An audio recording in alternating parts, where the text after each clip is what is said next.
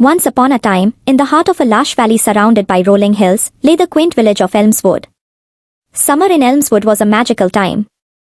The air buzzed with the symphony of cicadas, the meadows were carpeted with wildflowers, and the Elmswood River sparkled like a ribbon of sapphires under the sun.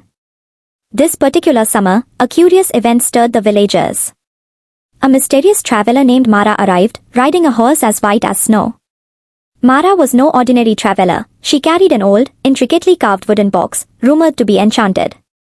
Whispers and speculations filled the village square as Mara set up camp by the river. Every evening, Mara would gather the children of Elmswood by the riverbank and tell them stories from the box. Each story was more fantastical than the last, filled with talking animals, brave adventurers, and distant lands. But the stories weren't merely tales, they felt vivid and real, as if the children were living them. One evening, as the sun dipped below the horizon, Mara pulled out the box and said, "Tonight, I will share the tale of the endless summer."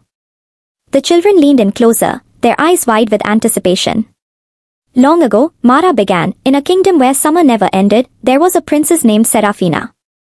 She loved the endless sunshine, the never-fading flowers, and the eternal blue skies. But as much as Serafina loved her summer kingdom, she was also curious about the other seasons she had read about in ancient scrolls: winter's snow, autumn's golden leaves, and spring's blossoms.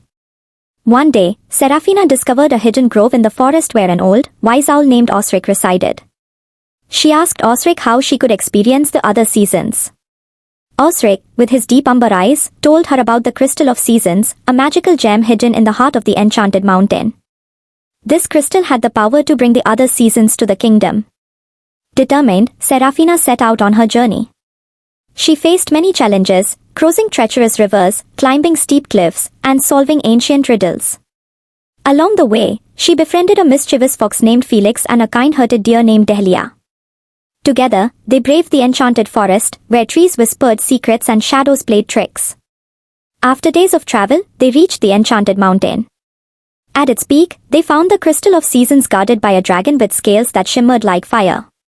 Serafina, with her bravery and kindness, spoke to the dragon, learning that it was cursed to guard the crystal forever. She offered to share her endless summer in exchange for the crystal. Touched by her selflessness, the dragon agreed, and the curse was lifted. Serafina returned to her kingdom with the Crystal of Seasons. As she placed it in the palace garden, the air shimmered with magic. The kingdom experienced its first snowfall, autumn leaves, and spring blooms. The people rejoiced, and Serafina's kingdom became a place of eternal wonder, where every season was celebrated.